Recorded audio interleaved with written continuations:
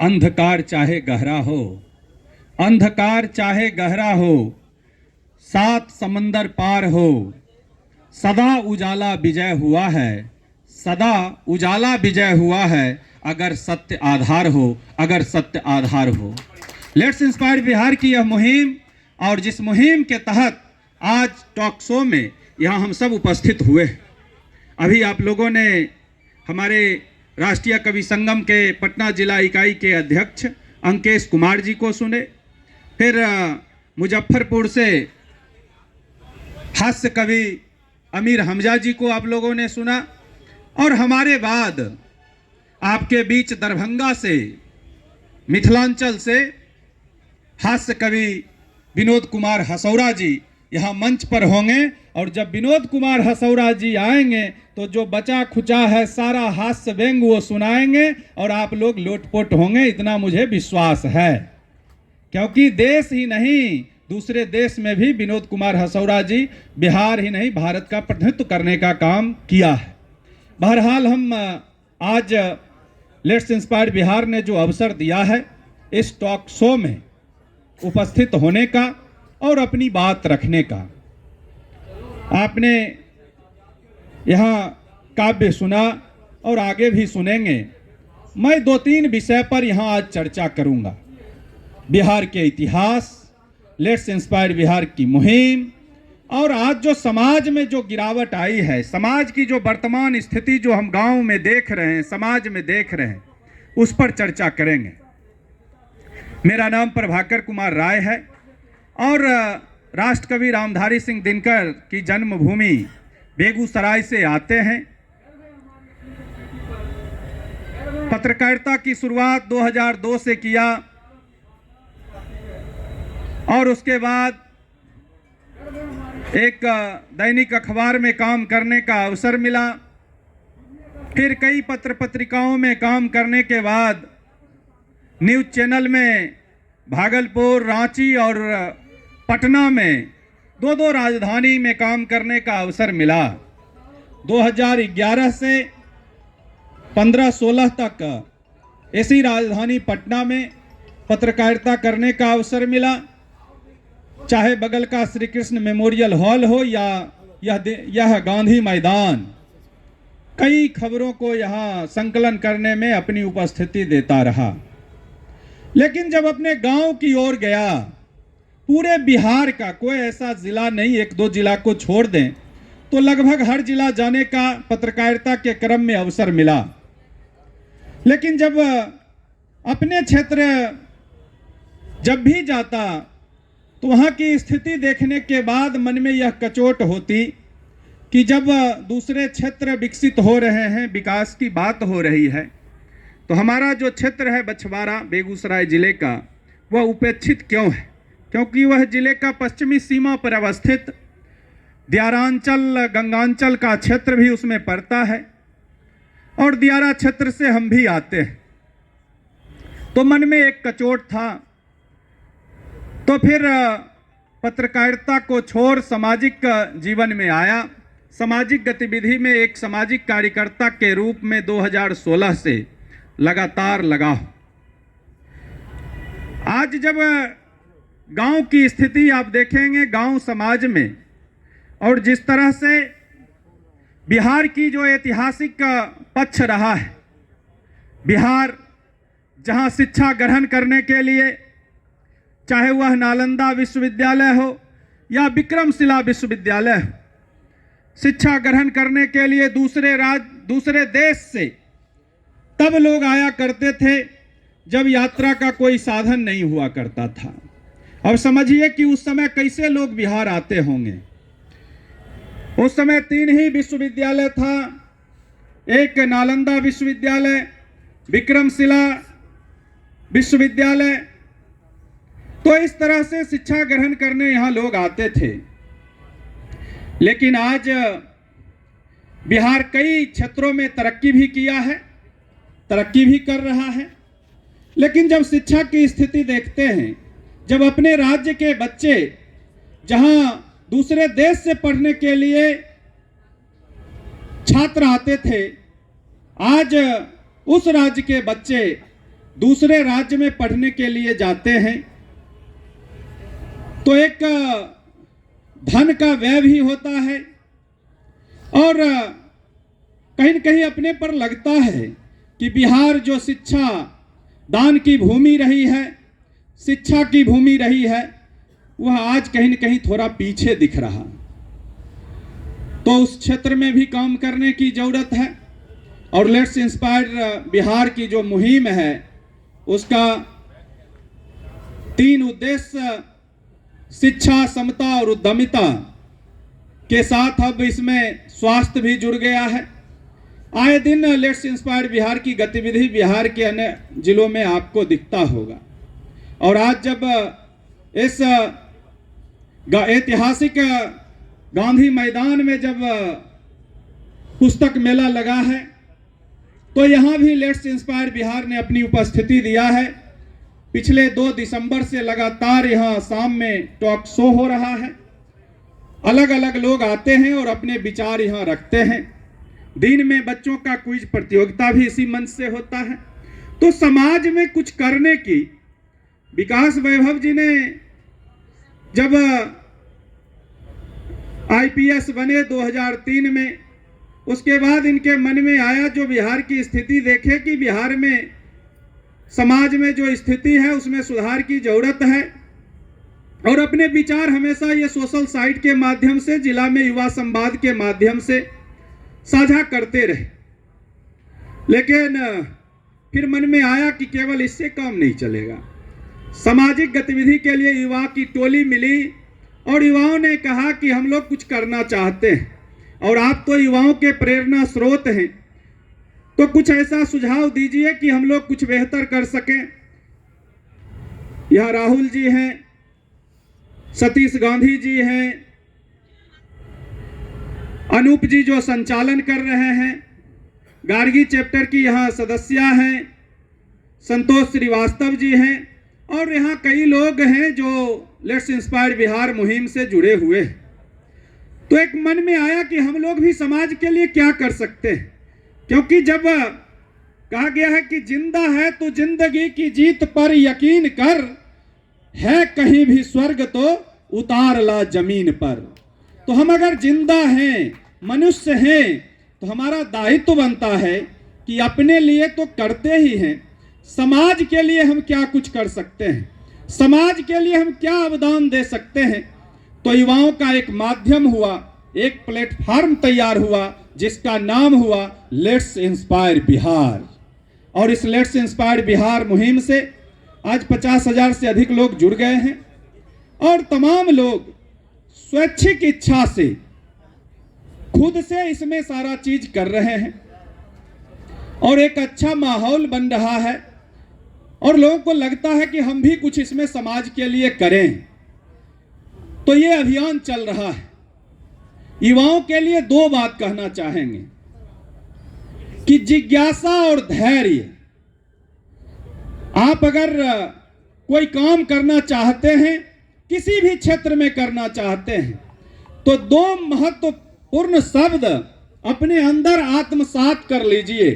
एक जिज्ञासा, कि आप में यह जिज्ञासा हो कि मुझे इस क्षेत्र में सफलता अर्जित करनी है और उस सफलता को अर्जित करने के लिए आपको धैर्य के साथ काम करना पड़ेगा और आप धैर्य के साथ जब काम करेंगे तभी आप सफल हो सकते हैं।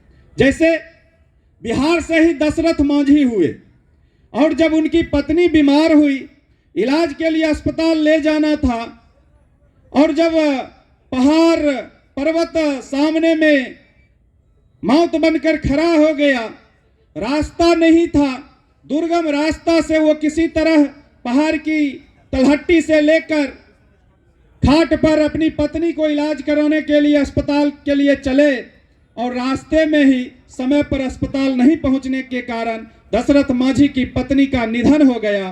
तो उस व्यक्ति के मन में आया और वह उसका जिज्ञासा था कि मुझे इस पहाड़ को चीर कर रास्ता बनाने की जरूरत है ताकि आगे मेरे गांव का कोई और व्यक्ति इलाज के अभाव में नहीं मरे।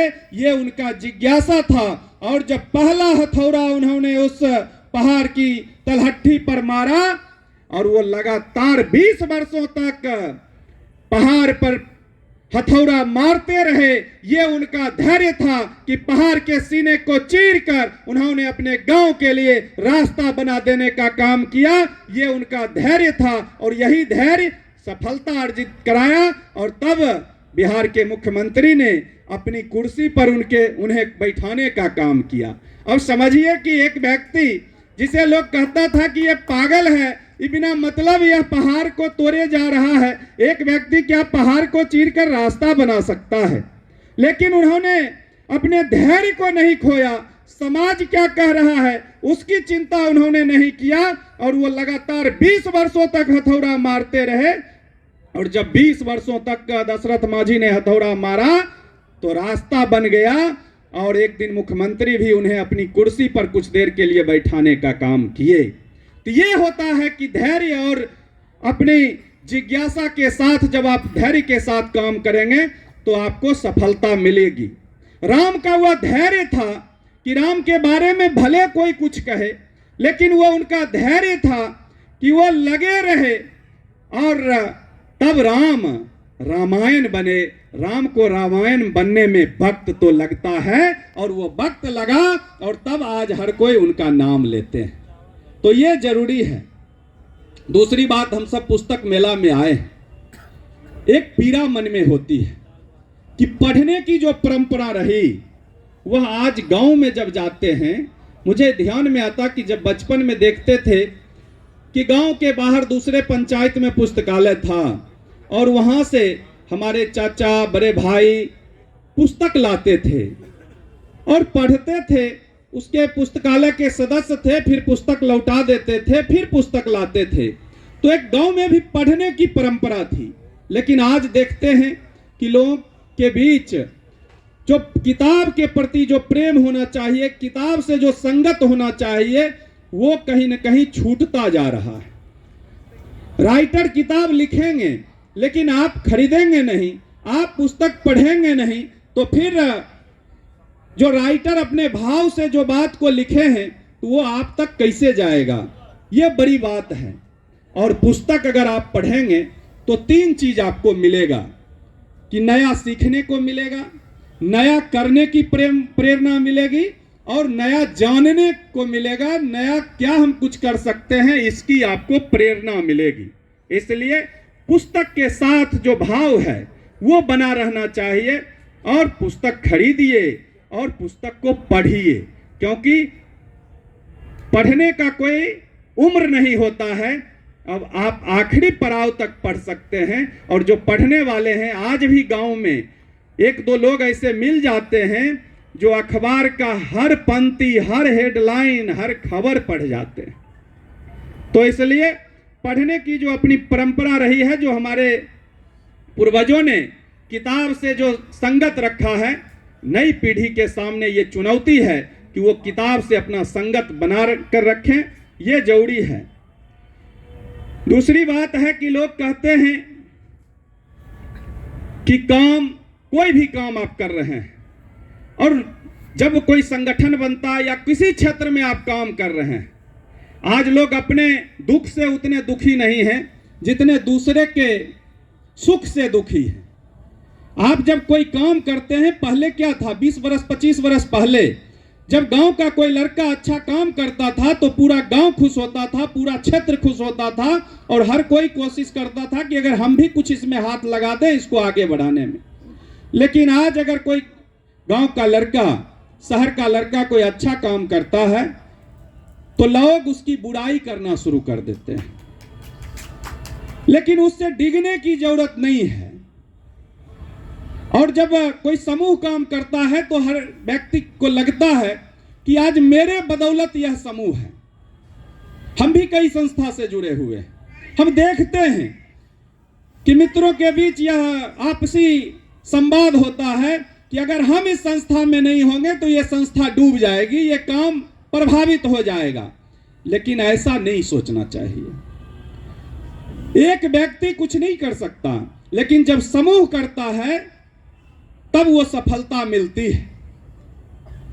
कुछ लोगों के मन में होता है कि काम हम कर रहे हैं और नाम दूसरे का हो रहा है। इसकी भी चिंता करने की जरूरत नहीं है। जो जैसा करेगा देर से ही सही, लेकिन लोगों के बीच उसकी पहचान भी होगी और समाज भी उसे स्वीकार करेगा कि इसने इस क्षेत्र में लेट्स इंस्पायर बिहार ही क्यों नहीं हो। अगर उसमें हम समय दे रहे हैं तो स्वाभाविक है आज चर्चा हो या कल चर्चा हो, चर्चा होगी। जब भी इसका इतिहास लिखा जाएगा तो उसमें आपका भी नाम होगा कि आपने भी 4 कदम इस अभियान में चलने का काम किया था। यह मन में पालने की जरूरत नहीं है कि काम हम कर रहे हैं, नाम किसी और का हो रहा है। आप याद कीजिए ना कि लोग कहते हैं कि दिया जल रहा है, दिया जलता है, घी और बाती जलता है, लेकिन लोग क्या कहते हैं कि दिया जल रहा है। यह सदियों से परंपरा रही है। तो जले कोई, लेकिन काम जब आप करेंगे तो इससे घबराने की जरूरत नहीं है कि नाम किसका हो रहा है। कुल मिलाकर समूह का नाम होता है। और आप जिस परिवार के लिए, जिस संस्था के लिए हम सब काम कर रहे हैं, उसके लिए बस एक मकसद होना चाहिए कि जिस क्षेत्र के लिए काम कर रहे हैं उसका जो उद्देश्य है, उस उद्देश्य में हम कितना कदम चल सकते हैं, उस पड़ाव तक पहुंचने के लिए हम क्या कुछ कर सकते हैं, यह जरूरी है। और लोग कहते हैं कि कद्र नहीं हो रहा, हम काम कर रहे हैं लेकिन हमारी चर्चा नहीं होती। तो हीरे को अगर कहीं संदूक में आप बंद करके रख देंगे तो कोई नहीं जानेगा कि इसमें क्या है, इस संदूक में क्या रखा हुआ है। लेकिन हीरा जब बाहर निकलता है तब वो प्रकाशित होता है। इसलिए आप अपने काम से, और विवेकानंद ने कहा था कि जब भी आप कोई काम करेंगे तो पहले लोग उपहास उड़ाते हैं, फिर भी अगर आप नहीं डिगे, अपने कर्म पथ पर लगे हुए हैं, तो फिर आप को लोग विरोध करेंगे, और तब भी अगर नहीं माने तो वही लोग स्वीकार करने का काम करेंगे। तो इसलिए चिंता नहीं करनी है, चिंतन करने की जरूरत है। जो लेट्स इंस्पायर बिहार से के अभियान के हमारे अभिभावक विकास वैभव जी हमेशा कहते हैं कि चिंता मत कीजिए, चिंता बहुत हो गया, अब चिंतन करने की जरूरत है। तो लेट्स इंस्पायर बिहार की जो मुहिम है, विवेकानंद भी यही कहते थे कि चिंता नहीं, चिंतन करने की जरूरत है। और विवेकानंद जी का जब आखिरी दिन था तो उन्होंने अपनी दिनचर्या नहीं बदली। सुबह सुबह का जो उनका काम था पूजा पाठ करने का, आराधना करने का, उस साधना में लीन थे, और साधना में लीन रहते वो परलोक सिधार गए। और उन्होंने उस दिन अपने शिष्यों से कहा था कि विवेकानंद भले आगे नहीं रहेगा, लेकिन एक विवेकानंद फिर आएगा जो विवेकानंद के कर्मों को जनमानस तक पहुंचाने का काम करेगा। तो हम तो देख रहे हैं कि लेट्स इंस्पायर बिहार मुहिम जिस तरह से आगे बढ़ रहा है, और विकास वैभव जी का जहां भी संबोधन सुनते हैं तो उनके संबोधन में विवेकानंद जी का प्रभाव दिखता है। तो इसलिए चिंता करने की जरूरत नहीं है। समय सीमा में हम लोग बंधे हुए हैं, और जब समय हो जाएगा तो व्हिसिल बजा दीजिएगा, क्योंकि पत्रकार रहे हैं, लंबा बोलने की आदत है। तो इसलिए समय सीमा हो तो आज हमने राहुल भाई को एक व्हिसिल ला के दिया है कि जब समय सीमा हो तो 2-4 मिनट पहले आप व्हिसिल मार दीजिएगा, ताकि बोलने वाले को लग जाए कि आगे अगर दूसरा बार व्हिसिल बजा तो हो सकता है कि यहाँ से लाइन कट हो जाएगा। तो इसलिए वो अपना परिधि को समेट लेंगे। तो बस इन्हीं सब बातों को रखते हुए 2-4 पंक्ति, और इशारा उधर से राहुल भाई का आ रहा है, 2-4 पंक्ति में जो भी जिस अभियान में आप लगे हैं, चाहे आप शिक्षा ग्रहण में करने में लगे हैं, आप सरकारी जॉब में लगे हैं, या लेट्स इंस्पायर बिहार के साथी हैं, उन सब के लिए 4 पंक्ति। नदियां कहती हैं अपना रास्ता खुद गढ़ना पड़ता है, नदियां कहती हैं अपना रास्ता खुद गढ़ना पड़ता है, सागर से मिलना है तो पत्थर से लड़ना पड़ता है, पग पग पर है नई चुनौती, पग अंगद बन धरता चल, पग अंगद बन धरता चल, चलता चल चलता चल साथी मेरे चलता चल, चलता चल चलता चल साथी मेरे चलता चल। और दो पंक्ति और, होके मायूस ना यूं शाम से ढलते रहिए, होके मायूस ना यूं शाम से ढलते रहिए, जिंदगी भोर है सूरज से निकलते रहिए, जिंदगी भोर है सूरज से निकलते रहिए, एक ही ठाव पर ठहरेंगे तो ठहर जाएंगे, धीरे धीरे ही सही, धीरे धीरे ही सही सड़क पर चलते रहिए, धीरे धीरे ही सही सड़क पर चलते रहिए। और इन्हीं शब्दों के साथ लेट्स इंस्पायर बिहार मुहिम को और जितने साथी लेट्स इंस्पायर बिहार के पूरे बिहार और दूसरे राज्य से जुड़े हुए हैं, आप सब से भी निवेदन कि आपका अभियान सकारात्मक सोच के साथ है और आप सब अपनी ऊर्जा के साथ अभियान में लगे रहें। और एक ध्यान जरूर रखें कि ऐसा कोई काम हम लोग ना करें जिससे हमारे जो अभिभावक हैं उनके दामन पर कोई दाग लगे, कोई भी उनके दामन पर उंगली उठा सके, ऐसा कोई काम हम लोग नहीं करेंगे। इन्हीं शब्दों के साथ बहुत बहुत धन्यवाद, बहुत बहुत आभार। अगर कुछ गलती हुई होगी तो वो हमारी कमजोरी होगी और अगर कुछ अच्छा बोले होंगे तो ये आप लोगों के संगत का असर होगा। बहुत बहुत धन्यवाद। बहुत बहुत आभार प्रभाकर कुमार राय जी, दिनकर जी की भूमि की जो